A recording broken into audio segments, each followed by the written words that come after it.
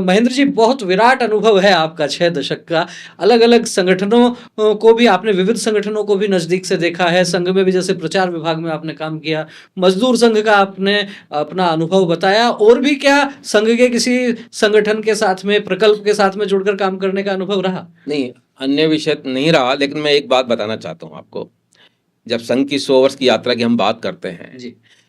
तो मैं ये बता रहा हूँ, जब मैं एमकॉम में बिजनेस एडमिनिस्ट्रेशन में पढ़ रहा था, तो जब मेरे को क्लास में पढ़ाया जाता था तो मैं सीधा कोरिलेट करता था संघ से।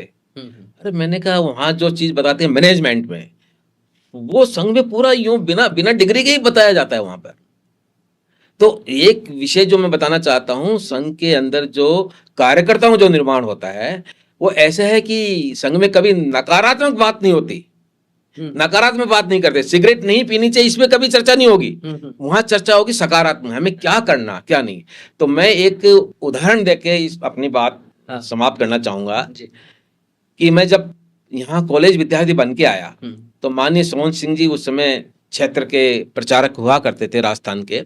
उन्होंने हमारे कॉलेज विद्यार्थियों की एक बैठक ली। अब आप देखिए संघ के अधिकारियों का किस प्रकार से वो दिशा देते हैं कि आपको बुरा भी नहीं लगे और आपको एक दिशा भी मिल गई।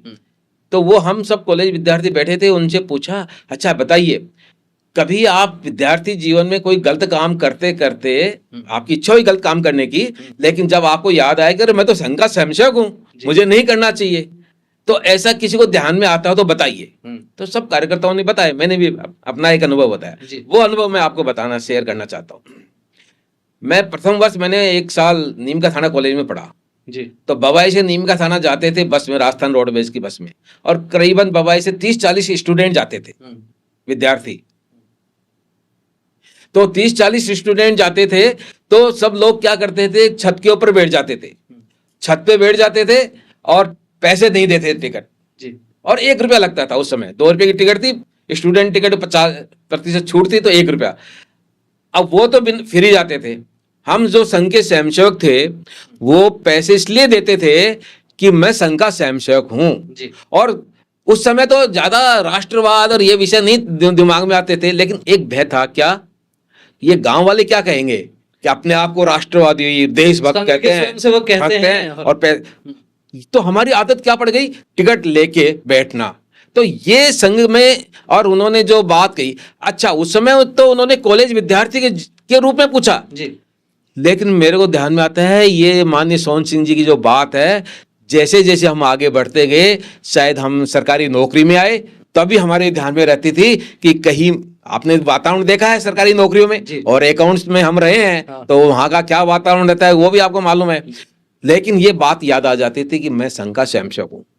ये याद आते ही जो एक नागरिक, जो एक राष्ट्रवादी नागरिक होना चाहिए, वो सारे विषय अपने आप आ जाते, केवल एक वर्ड कि मैं संघ का स्वयंसेवक, मुझे कैसा रहना है। जो लोग ये कहते हैं कि आखिर शाखा में जाने से होता क्या है, शाखा में जाकर आप केवल खेल सकते हैं और आपको यदि कसरत करनी है तो आप जिम में भी जा सकते हैं, उन लोगों के लिए ये दृष्टांत, ये अपने आप प्रमाणित करता है कि संघ की शाखा का आखिर क्या प्रभाव होता है, किस तरह से व्यक्ति निर्माण होता है, किस तरह से व्यक्ति स्वयं के भीतर झांकता है, और किस तरह से व्यक्ति ये सोचता है कि यदि मैं संघ का स्वयंसेवक हूं तो मेरी अपनी कुछ जिम्मेदारियां हैं समाज के सामने। मेरा यदि आदर्श के रूप में भी नाम नहीं आए तो भी एक सामान्य व्यक्ति कैसा होना चाहिए, एक सामान्य नागरिक कैसा होना चाहिए, ये बात संघ की शाखा सिखाती है। और शायद इसीलिए व्यक्तित्व निर्माण की पाठशाला कहा गया संघ की शाखा को, और उस संघ की शाखा पर ही संघ के कार्यकर्ताओं का, संघ के प्रचारकों का, संघ में